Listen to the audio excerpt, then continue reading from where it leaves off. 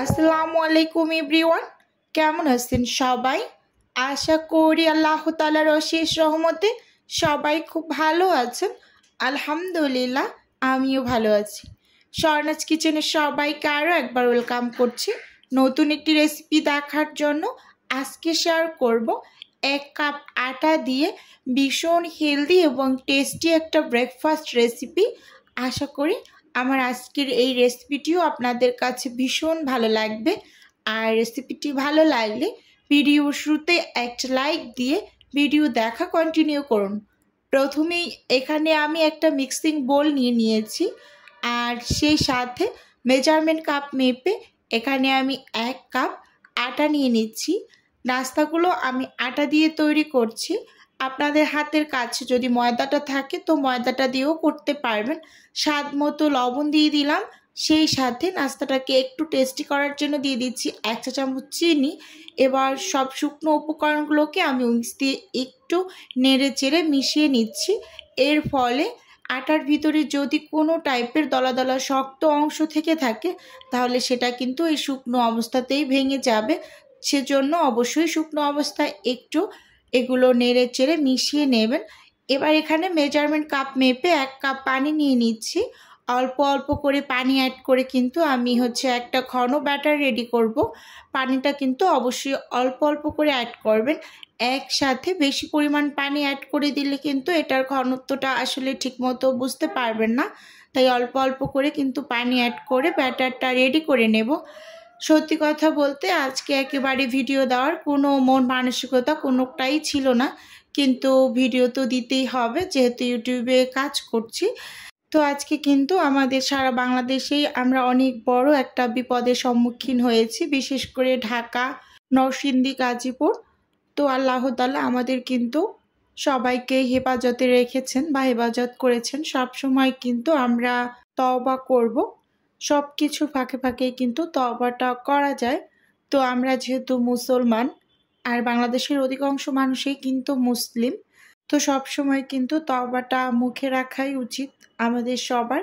যেহেতু আজকে আমরা অনেক ভয় পেয়েছি, মোট কথা অনেকটা ভয় পেয়েছি। আমরা ঢাকায় যারা ছিলাম, বহুতল ভবনে যারা বসবাস করি, তারা কিন্তু আমরা নতুন করে একটা জীবন পেয়েছি এরকম মনে হচ্ছে। যেহেতু এতটা পরিমাণ ভূমিকম্পর মাত্রাটা ছিল, তো উপরে যারা ছিলাম আমরা খুব বেশি ফিল করতে পেরেছি। আমি অনেকটা ভয় পেয়েছি, আমি এখন অবধিও স্বাভাবিক হতে পারছি না, এরকম একটা পরিস্থিতি।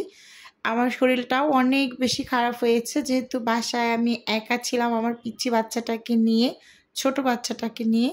আর বড় বাচ্চাটা ছিল ড্রয়িং ক্লাসে, তো তার নিয়েও কিন্তু অনেক বেশি চিন্তায় ছিলাম।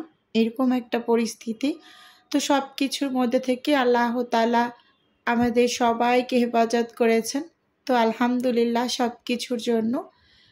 যাই হোক, কথা বলতে বলতে এখানে কিন্তু ব্যাটারটাকে আমি রেডি করে নিয়েছি। এবার এর মাঝে আমি 1/2 চা চামচের মতো দিয়ে দিয়েছি বেকিং পাউডার, দিয়ে খুব সুন্দরভাবে কিন্তু এই যে আবারও উইক্স দিয়ে নেড়ে চেড়ে মিশিয়ে নিচ্ছি। আর এই বেকিং পাউডারটা কিন্তু অবশ্যই এই নাস্তাটা তৈরি করার সময় সবার শেষে অ্যাড করবেন। বেকিং পাউডারের কার্যকারিতা খুব বেশি একটা সময় ধরে থাকে না। যে কোনো কিছুই তৈরি করেন না কেন, বেকিং পাউডারটা তৈরি করার ঠিক 5 থেকে 7 মিনিট আগে ব্যবহার করবেন, তাহলে কিন্তু সেটার রেজাল্টটা থাকে। আর এটা দীর্ঘস্থায়ী না, বেকিং পাউডারের কার্যকারিতা স্বল্প সময়ের জন্য। তাই আপনারা যখন নাস্তাগুলো রেডি করবেন তার ঠিক 5 থেকে 7 মিনিট আগে বেকিং পাউডারটা দিয়ে নাস্তাগুলো তৈরি করে নেবেন। আর বেকিং পাউডারটা কিন্তু অবশ্যই ব্যবহার করতে হবে। স্কিনে ভালোভাবে লক্ষ্য করলে এর ঘনত্বটা ঠিকমতো বুঝতে পারবেন। এই ঘনত্বটা প্রায় আমরা চিতই পিঠা দিয়ে তৈরি করি, ঠিক ওইরকম একটা ব্যাটার রেডি করে নেবেন। এই যে দেখতেই পাচ্ছেন। এবার আমি নাস্তাগুলোকে রেডি করে নেব। আর এখানে আমার 1 কাপ পানি লেগেছে আর 1/4 কাপের মতো পানি লেগেছে টোটাল। তো এখন আমি এক এক করে এই নাস্তাগুলোকে বানিয়ে নেব। আর শীতের সময় এইরকম গরম গরম এই টাইপের নাস্তা খেতে ভীষণ ভালো লাগে। প্রথমেই চুলোতে একটা প্যান বসিয়ে দিয়েছি আর প্যানটাকে কিন্তু ভালোভাবেই গরম করে নিয়েছি। এবার 1-2 কাপ মানে 125 ml করে কিন্তু আমি ব্যাটার দিয়ে 1 থেকে 1.5 মিনিটের মতো অপেক্ষা করছি। তো এর মাঝেই কিন্তু নাস্তাটার চারপাশে অসংখ্য ছিদ্র হতে শুরু করবে এবং ছিদ্র হয়ে পুরো নাস্তাটা একেবারে ড্রাই হয়ে যাবে। তো ড্রাই হয়ে যাওয়ার পর কিন্তু নাস্তাটাকে তুলে নিতে হবে। ভিডিওর এই পর্যায়ে এসে প্রতিদিনের মতো আমার প্রিয় আপু এবং ভাইদের উদ্দেশ্যে একটা অনুরোধ করছি, আমার ভিডিওর কোনো অংশ যদি আপনার কাছে একটুখানি হলেও ভালো লেগে যায় তাহলে অবশ্যই আমার চ্যানেলটি সাবস্ক্রাইব করে আমার পাশেই থাকবেন আর ভিডিও শুরুতে একটা লাইক দিয়ে ভিডিও দেখা কন্টিনিউ করবেন। সত্যি কথা বলতে আপনার একটা লাইক কিন্তু আমার কাছে অনেক বেশি গুরুত্বপূর্ণ। তো আমি কিন্তু কন্টিনিউ ভিডিওতে বলি না যে একটা লাইক দিয়ে দেবেন, কারণ আগে কন্টিনিউই বলতাম, তাও আপুরা সুন্দর করে একটা কমেন্ট করে রেখে যায় কিন্তু লাইকটা দিতে ভুলে যায়। তাই এখন একটু বলছি যে আপু প্লিজ একটা লাইক দিয়ে দেবেন।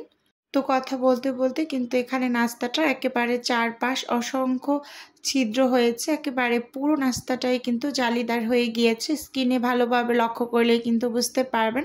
আর এই নাস্তাটা কিন্তু ভীষণ মজার একটা নাস্তা আর খুবই কম সময় লাগে তৈরি করতে, একেবারে অল্প উপকরণেই কিন্তু তৈরি করা যায়। ধরতে গেলে মোট কথা শুধু একটু মাত্র আটা বা ময়দা থাকলেই নাস্তাটা কিন্তু বানিয়ে নেওয়া যায়। আর এটা যারা ডায়েট করছেন তাদের জন্য কিন্তু ভীষণ একটা হেলদি সম্পূর্ণ নাস্তা, আপনারা ট্রাই করে দেখতে পারেন। এই যে একটা নাস্তা তুলে নিয়েছি, এরকম করে কিন্তু এক এক করে সবগুলো নাস্তাকেই আমি বানিয়ে নিচ্ছি।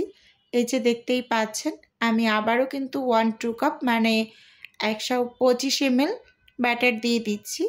এরকম একটা কাপ মেপে যদি ব্যাটারগুলো দেওয়া যায় তাহলে নাস্তার সাইজগুলো কিন্তু সব একই রকম হয় আর নাস্তাগুলো কিন্তু দেখতেও মাশাআল্লাহ খুবই সুন্দর হয়। তো সেজন্য আপনারা একটা কাপ বা একটা চামচ মেপে দিবেন, তাহলে কিন্তু একেবারে নাস্তাটা পারফেক্ট হবে। আর চুলোর আঁচটা কিন্তু মিডিয়ামে করে নাস্তাগুলোকে বানিয়ে নেবেন। এই যে এখানে কিন্তু আমি আরও একটা নাস্তা বানিয়ে নিয়েছি। এবার আপনাদের সাথে সবগুলো বানিয়ে একটু শেয়ার করছি।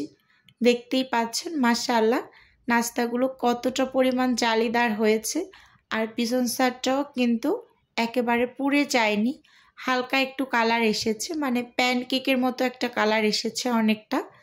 আমি একটু সবগুলোই দেখিয়ে দিচ্ছি। আর নাস্তাগুলো কতটা পরিমাণ নরম এবং কতটা সফট দেখতেই পাচ্ছেন। ভীষণ মজার একটা নাস্তা, শীতের সকালে কিন্তু এরকম একটা নাস্তা একেবারে জমে যায় আর গুড়ের সঙ্গে তো মাশাআল্লাহ খেতে অসাধারণ লাগে।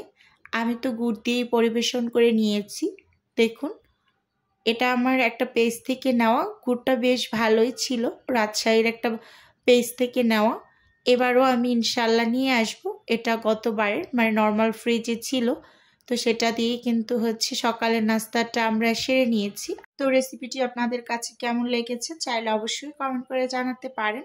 আর আপনারা তো অনেকেই জানেন যে আমার ছোট্ট একটা ফ্রোজেন আইটেমের বিজনেস আছে।